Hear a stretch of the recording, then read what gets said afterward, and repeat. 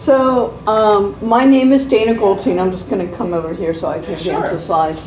And I am a staff attorney with Community Legal Aid. Okay. I personally represent people in tax matters, although Legal Aid represents people. We're a broad-based law firm, which you probably know already. We represent people who are low income. In some areas, depending on what the area that we represent people, like tax, it goes up to really moderate and middle income. But we're funded by the federal government and by foundations. So the kinds of cases we represent people in is really, really broad-based. So we'll do family law. Generally, there has to be situations of violence, so we get a lot of referrals from social workers or from various public agencies. We will represent people with housing, foreclosure, and evictions. We'll represent people with consumer debt. We'll represent people who are having problems qualifying or getting medical insurance. We'll represent people who may have a criminal record, and that record can be expunged, and it's an impediment for employment. We'll represent people with education, IEP issues. So it's really a pretty broad-based organization. What I'm going to talk about today is really telephone scams and a little bit about internet email scams, because they're so rampant, and we have seen, and I have talked to people who have indeed been scammed by them. So in 2021, the FTC received 1.8 million fraud complaints, and 36% of those were initiated by phone contact. The big thing for all kinds of scams, whether it's by phone or even your email, is unsolicited. So you think about unsolicited calls from government agencies, unsolicited calls from credit card companies, unsolicited calls from hospitals, charities.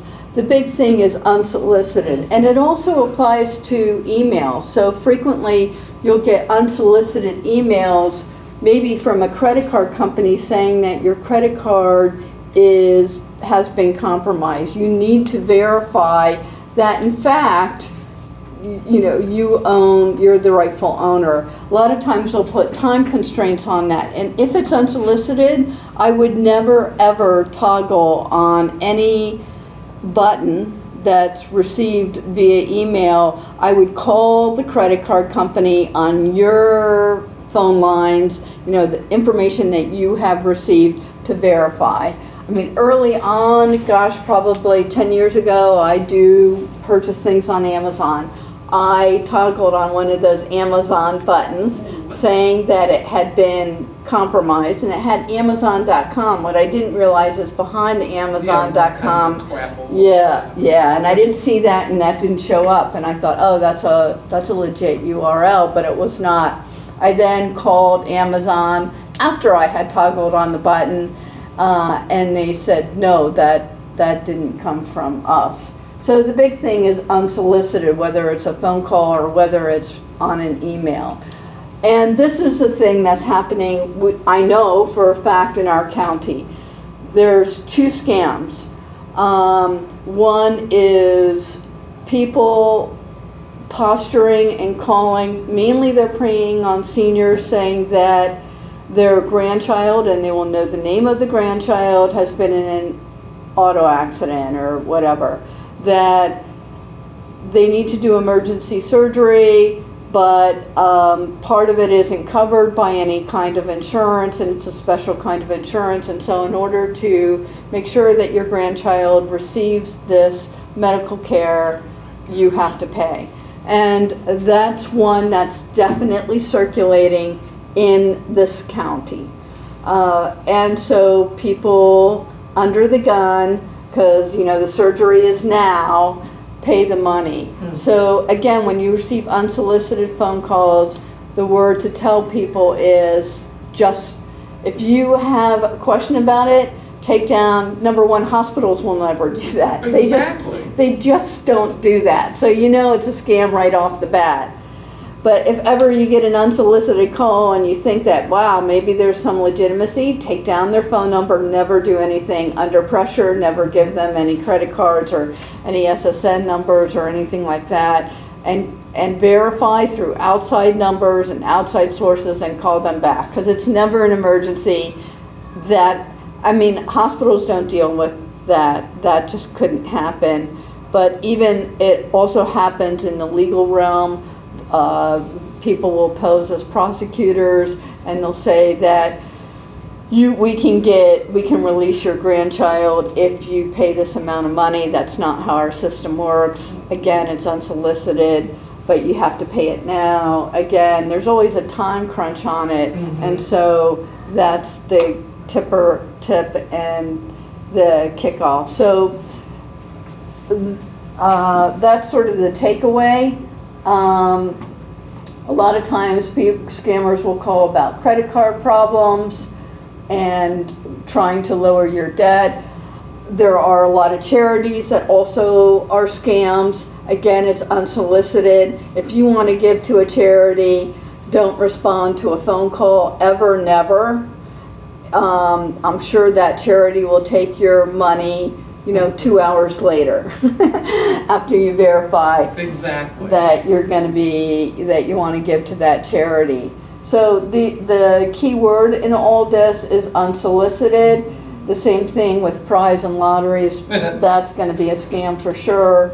But it also happens with email. So any unsolicited email that's saying that your identity or your line has been compromised, just, I would say, never ever click on that, but confirm through outside sources that the information is Hello there. true. Hi.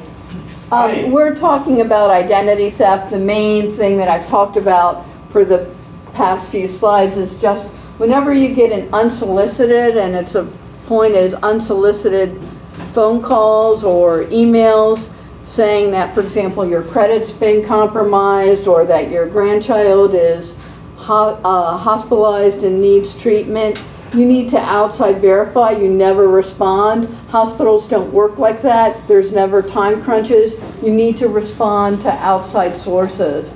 And so that's what I'm sort of trying to tell people is don't respond to unsolicited phone calls. Don't respond, I'm good. Okay. Don't respond to unsolicited emails. Always verify through outside sources. And those scams are happening in this county. We know it. We have heard about it at Legal Aid. Another really famous scam is from tax, the IRS. And it'll come up on your phone as IRS. They spoof into the system. And so the caller ID will say IRS, but the IRS also doesn't call people unsolicited. There are no unsolicited calls made by the IRS. So if you're getting a call or you're getting an email from the IRS, it's unsolicited, you haven't heard from them before, you know for a fact that that is a scam. And I'm just gonna click on this and you'll hear maybe,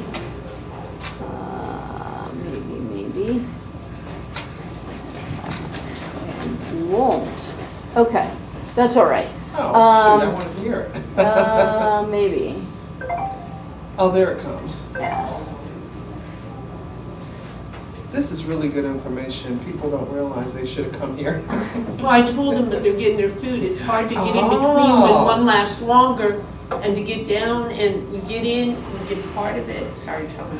Okay, so this is an IRS. It is absolutely, that's right. One of the good things to do for young calls is speak to them in a foreign language when you answer the phone. You will not believe, I answer in a foreign language and they don't say anything. They're totally lost. And they hang up. And they hang up on you. Good. You like that? So learn it, don't do Spanish because everybody knows Spanish. This is about the computer class? No, this is about scams. Fraud, Oh, okay, yeah. Don't do it. Do not give money, it's a scam. The IRS will never ask for payment by wire transfer, prepaid, or credit card. Whatever the scenario, remember two things. Hang up and report the call. We like all this.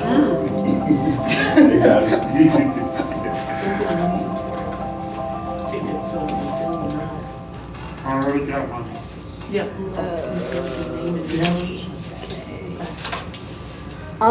So the big thing is that scammers are unsolicited. Any unsolicited phone calls, any unsolicited emails, and a time frame attached to it, it's almost undoubtedly a scam. Never ever do it. Hospitals never call and request immediate payment.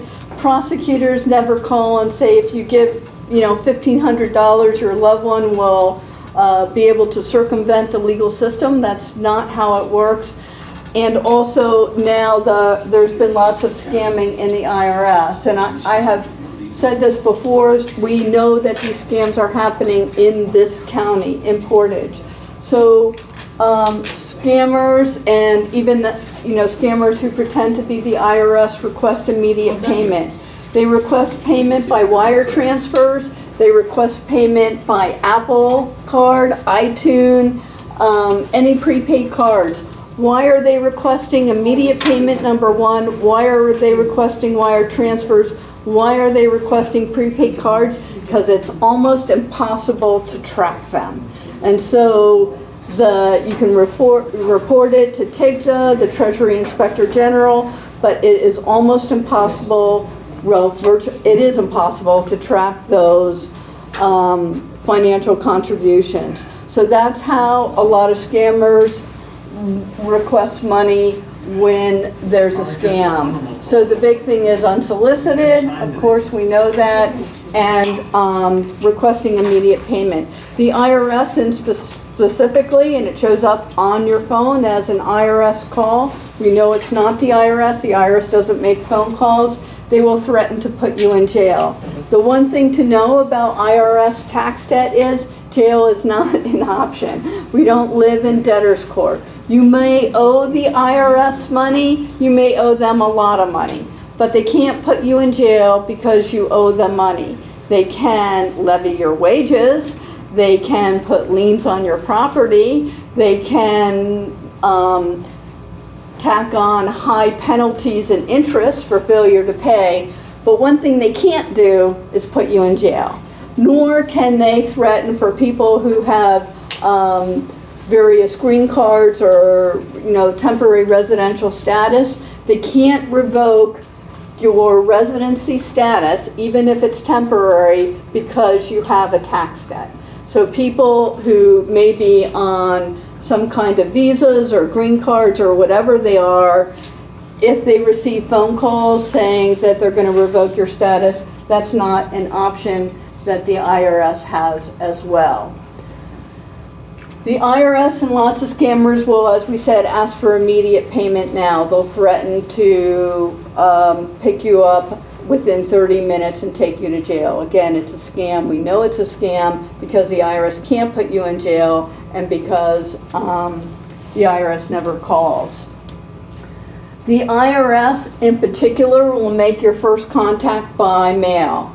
So in particular, if you owe the IRS money, you will receive a letter. That's how they communicate with you. And in that letter, it will say that you have a right to contest the tax debt. Because remember sort of the no taxation without representation? Well, it's not really representation in Congress, but you have a right to represent yourself in court. You have a right to dispute the amount that the IRS is stating that you owe. So it will say that on a letter. If after a period of time you don't respond, they'll send you another letter saying that they didn't hear from you and you owe this amount. They will never threaten to put you in jail because they can't. They will never threaten to deport you because they can't.